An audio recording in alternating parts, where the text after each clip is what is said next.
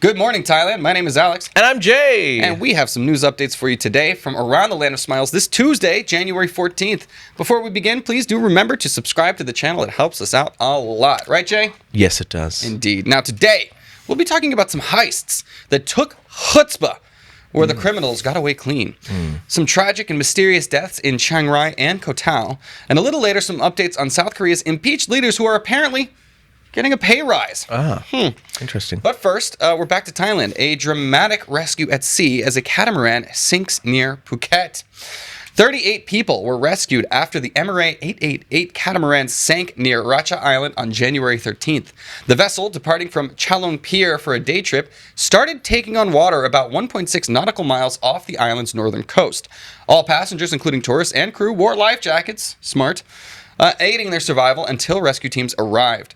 Phuket Tourist Police and the Marine Rescue Center coordinated with tour company speedboats to bring everyone to safety. No injuries were reported, and passengers underwent medical checks upon return. Authorities are investigating potential structural or mechanical failure as a cause. But it's good news because everyone survived, and trust me, use your imagination, I guess. But yes, there is footage of a catamaran going down. Anyways, the point is, it was a good thing that everybody followed the safety rules and regulations. The proper ones make you wear the life vests, and in this case, it was life-saving, and rescue teams were able to get out there pretty quickly. But anyways, daring rescue. Congratulations to everybody for making it out unscathed, even though it does kind of put a damper on your holiday. All right. At least you got a cool story out of it.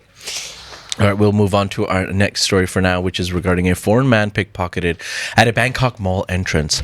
Beware of pickpockets. A foreign man was pickpocketed by 3 suspected thieves, reportedly foreign nationals, near the entrance of M Quartier shopping mall in Prompong, Bangkok area on January the 13th. The theft, captured in a viral video, shows the victim searching his backpack for stolen valuables. Witnesses, including other foreigners, tried to assist while a Thai man recounted the crime, stating the thieves appeared to be Chinese. The victims planned to file a police report. The incident, reported around 12:30 p.m., sparked criticism online with calls for government action to address rising crime concerns in Thailand.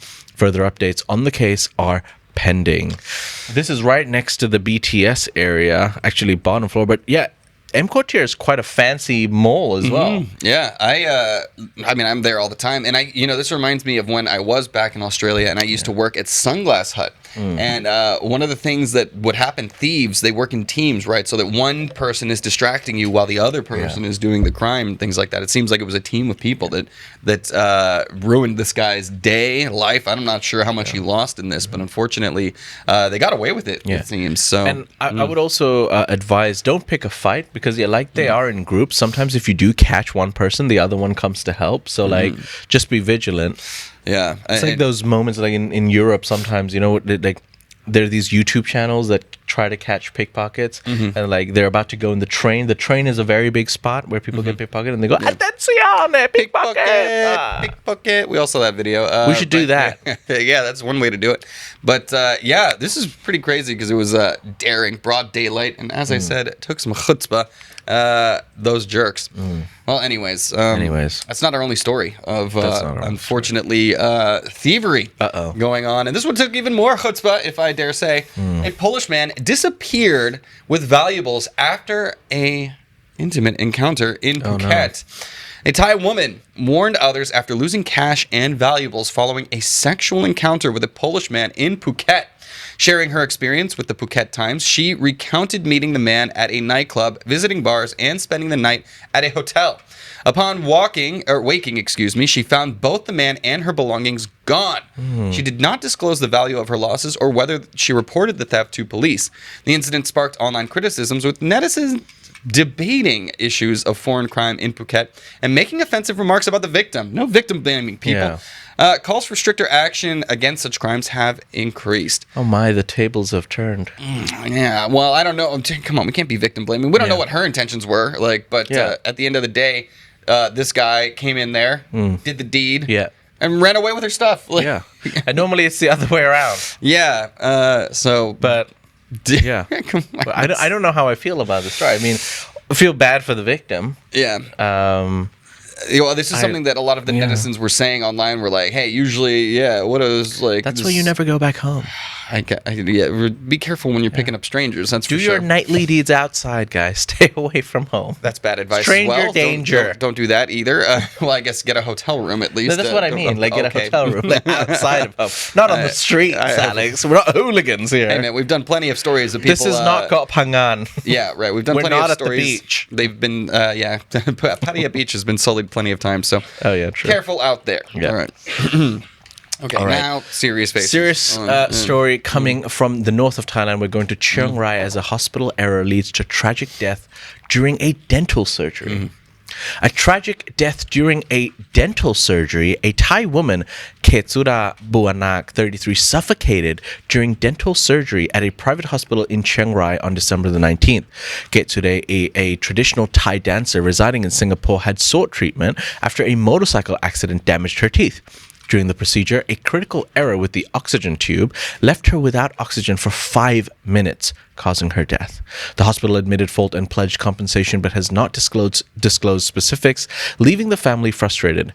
Ketsura was the family's breadwinner, supporting her husband and 9-year-old daughter. Her husband is gathering documents and plans to attend her funeral and seek justice. Whoa. Yeah, there's I New don't know. fear unlocked. Yeah, right. Like you're going in, you get put under. The whole point is that people are professionals and understand exactly how to keep you safe when you're in this vulnerable position. And somebody it just sounds like they're like, oops. Like that is completely unacceptable. What kind of compensation would actually be appropriate here is totally unclear because she was the breadwinner, right? Yeah. So this family has been robbed of, another 40, 50 years of somebody who's actually supporting everybody in the family. No excuses. And we'll see what legal actions we'll be taking to try to bring justice to this situation. Yeah, guys, be careful out there. I mean, obviously, this was a hospital as well, I believe. But Chiang Rai is still more in the remote areas of Thailand. Don't cheap out on healthcare. If you can, try to get a reputable hospital or clinic. Yeah, I mean, well, hopefully the regulations and licensing should be enough to give you peace of mind in this kind of situation. But it is still a market, and people do cut corners. So unfortunately, in this case, it led to tragedy. But sad. All right. Well, anyways, unfortunately, not our only sad story of the day. A heartbroken Irish mother is paying tribute to her son who was lost on Koh Tao. Robert, a.k.a. Robbie Kinin, a 21-year-old from County Clare, tragically passed away on January 9th while scuba diving in Koh Tao, Thailand. Having recently completed an advanced freediving course, Robbie was living his dream in the idyllic setting. His remains rest in a serene temple on the island as his mother, Tracy King, works to repatriate him to Ireland. Friends from Dive Academy, Iris Moore, launched a GoFundMe campaign to support his grieving family. Over 30,000 euros has been raised to honor Robbie, described as a kind and selfless young man who brightened every space he entered. Details of his death remain under investigation by Thai police. So this occurred while he was scuba diving, and he was still pretty new to it, although he had completed his training. This is still something that's really...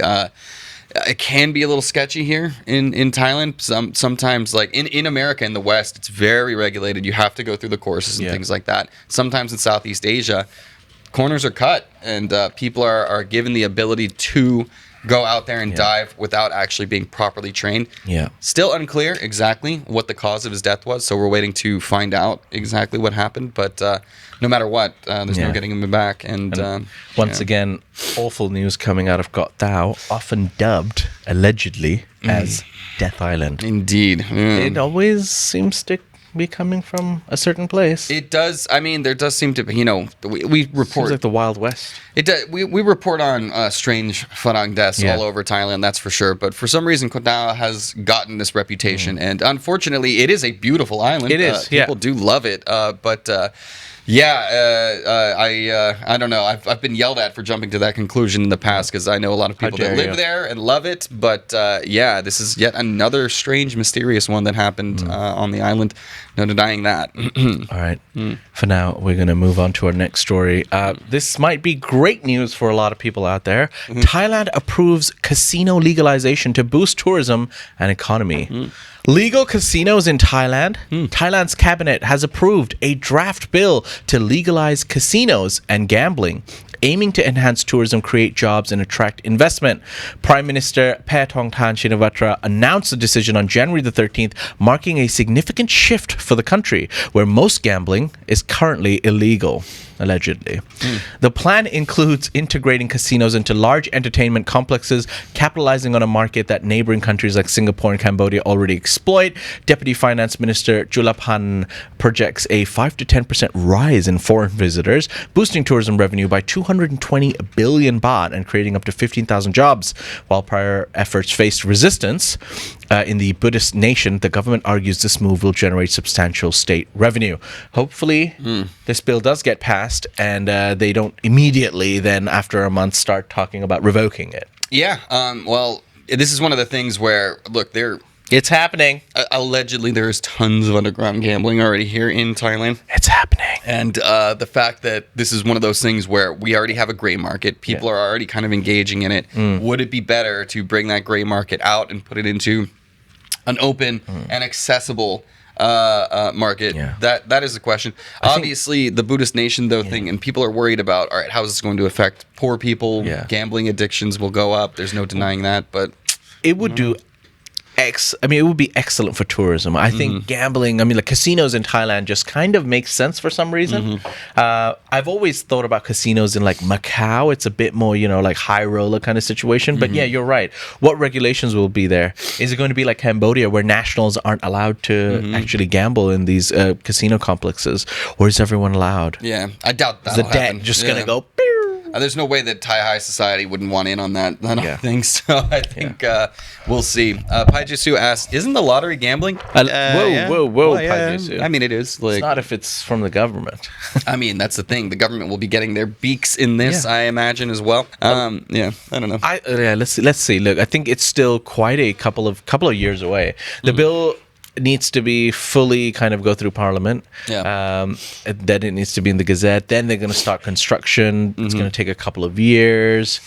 And then they need to start, getting people into the country for that purpose. I think it's going to take a little while to it's going to be like the cannabis industry where everything's going to go crazy and then they're going to figure out how to kind of calm things down. Right. I think they're going to, this is going to be something that's probably rolled out a little bit more carefully, I think, since the cannabis thing is still in recent memory and just tons of little businesses opened up everywhere. I doubt there's going to be a mom and pop casino where you can just walk into. True. But at the same time, when the cannabis laws passed, tons of people are already ready to go. Exactly. Like it was ready, and there were businesses up and running. So it might happen sooner than they're going to have to be strict with the regulations and how they're going to do it.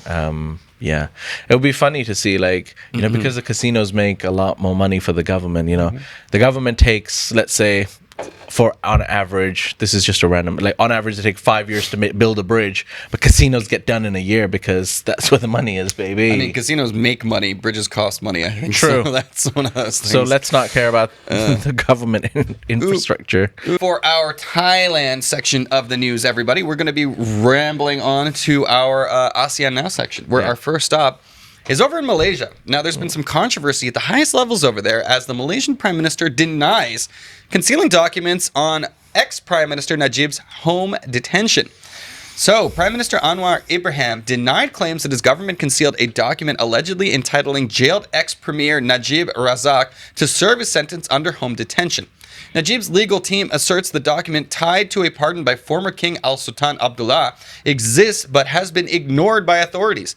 Anwar clarified that the document was forwarded to the Attorney General and subsequently sent to the palace after a change in monarchs. The Law Ministry and other officials maintain they have no record of such authorization. Najib, convicted in 2020 for misappropriating 1MDB funds, continues to face corruption trials while pursuing legal action to confirm the document's validity. The Court of Appeal recently reopened his case, allowing further review.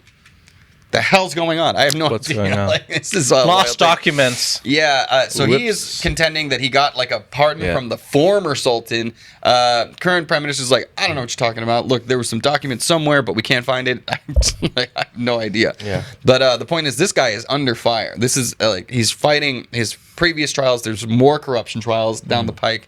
Doesn't look like he's in a good spot, and that's why he's really wanting this home detention validation so that he doesn't have to go to actual prison, which I can understand him wanting that. But is this just another one of his scams? Also a question. I don't know. Tell us, Malaysia, what do you think? Hashtag Asian politicians not going to jail. All right, moving on to our next story. China brings countries together. Oh, yeah. Sorry, go on. You're going to skip that part. Gotcha. Yeah. Leaders from Japan, the Philippines, and the U.S. pledged to deepen economic, maritime, and technological cooperation during a virtual meeting, emphasizing regional stability amid tensions with China. Japanese PM Shigeru Ishiba, Philippine President Ferdinand Marcos Jr., and outgoing U.S. President Joe Biden discussed China's dangerous and unlawful behavior in the South China Sea and reaffirmed their commitment to international law. The nations opposed unilateral attempts to change the status quo by force in Asia's waters. Biden expressed optimism that U.S. President-elect Donald Trump would continue the partnership. Marcos highlighted confidence in sustaining diplomatic ties, while Biden praised the Philippines' diplomatic handling of disputes with China. You're really channeling your inner Trump over there, huh? This remains to be seen. Obviously, a lot of these countries supported. They like the support of America because it gives them a little bit of muscle and oomph to sort of push back against China. Does that change with the changing of the guard at the U.S. presidency? That remains to be seen, but it seems like they are confident that Donald Trump will have a steady hand in maintaining these relationships. Yeah. I don't want to be too judgy, but the Japanese prime minister, I feel, reminds me of myself. And when the other presidents are talking, he's just kind of looking up in the air, just kind of lost. Yeah. That's me. But, well, I mean, they're translating in real time, so sometimes... Look at Sleepy Joe. Yeah, I love Mojo's comment on the prime minister. He says, looks like Walter from the Jeff Dunham show. That's I'm not going to say it. That was a good one. That's very accurate. Nice zinger. Oh, I can't do my Walter impression, but yeah. Anyways, on to our next story, which again involves some weird politics at the highest levels in another Asian country as we are heading over to South Korea. You're obsessed with two countries in Asia. Which ones? Korea and Indonesia. Korea is, there's a lot of crazy stuff going on in Korea these days. Tell me about it, Alex. I'm a big, and when I look up what's going on in Cambodia, there's not a lot going on. So I gotta take the stories where they're coming from. And it is South Korea this time as the impeached president Yoon Suk-yeol is apparently getting a pay rise. All right. Is he in trouble or not? I can't tell. Despite his impeachment, South Korea's suspended president Yoon Suk-yeol will receive a 3% salary increase, raising his annual pay to 262 million won, aka $179,000 US. Yoon was impeached in December after declaring martial law under the guise of addressing threats from North Korea and anti-state forces, quote unquote. But it was later revealed to be tied to domestic political challenges. The pay raise has sparked public outrage, with critics questioning why Yoon is receiving an increment while suspended, especially when the minimum wage rose by only 1.7%. Meanwhile, investigators are planning another attempt to arrest Yoon after previous efforts were blocked by his security team. Oh no, South Korea. What is going on? Could you imagine being the public being like, wait, our impeached president gets 3% pay rise, whereas it's only 1.7 for the general public. Yeah, annoying. The president's supposed to be a public servant. Yeah, also the fact that he's supposed to be under arrest right now, and his security team is just not letting them in, and it's like, so you can't you can't enter these premises. So he's under a de facto house arrest, anyways. It's just wild. I have no idea what's going on, what the end of this will be. I don't know why. They don't want to escalate it, right? Because if they SWAT the place, storm in, then all of a sudden people are dying, and it becomes a way bigger issue than it is in the first place. But the fact that you can just say no to being arrested is that's what's kind of at play here. What's at stake, and showing that some people can be above the law. Not only that, you get a pay rise on top of it. So, I don't know. Coming from America, I guess I shouldn't be so surprised that these things can happen. Here we are. All right. Well, we're going to move on to some of our last stories. Going now to India as the Mahakumbh festival begins. Millions take holy dip in India. Holy hey, holy hey. Do you know what that means? No. It's holy, it's holy. Anyways, tens of thousands of Hindus gathered in Prayagraj, Uttar Pradesh, to bathe at the confluence of sacred rivers as the Mahakumbh Mela began. Held every 12 years, the 6-week festival is expected to attract 400 million visitors, making it the world's largest human gathering. The event, steeped in Hindu mythology, offers spiritual cleansing and salvation. Monday's rituals drew 2.5 million participants with a special royal bath reserved for ascetics on Tuesday. Ascetics on Tuesday, rather. A sprawling temporary city with 150,000 tents, 145,000 restrooms, and 3,000 kitchens support the influx. Authorities deployed 40,000 police and AI-powered surveillance to ensure security. Indian Railways added 98 trains to accommodate visitors, and Prime Minister Narendra Modi praised the festival for embodying India's spiritual heritage. Yeah. You love a good Indian festival. What could go wrong with thousands and millions of people bathing in the same water? I don't know. This is not keep for your me. mouth That's closed. that's just way too many people for me. I don't know. It's horrifying. 400 million people. Yeah. Largest human gathering. Look, it happens once every 12 years. Yeah. So it is particularly a special time. Last time would have been 2013, I guess. My math checks out. I respect all the religious purposes and spiritual reasons they're doing it. I personally wouldn't get in that water. Yeah. I'm just saying. I mean, yeah. And I'm from India, by the way. Okay? Right. Just, those of you being like judging me, yeah. I I don't know about that water. Yeah. I respect the ritual and everything. For but me, it has nothing to do with where the waters are, who's in the waters. It's just the fact that there is that many people. I guess I'm spoiled. I've been spoiled living here. Yeah, a little more pristine. Then over again, here. the Bangkok canals are no better, but never mind. Well, there aren't tens of thousands of people jumping in there. Yeah, so if tens of thousands of people started bathing in Chao Phraya, I'd be worried. Yeah, but anyways, looks like they're having fun, so more power to them, I guess. Having fun. I don't know. Like, what do you want from me? Okay. Ladies and gentlemen, those were some of the stories from across Thailand and ASEAN. Now, you can find more stories on thethaiger.com, and you can join in the conversation on any of these stories at ASEANnow.com. That's Thailand's largest English news forum.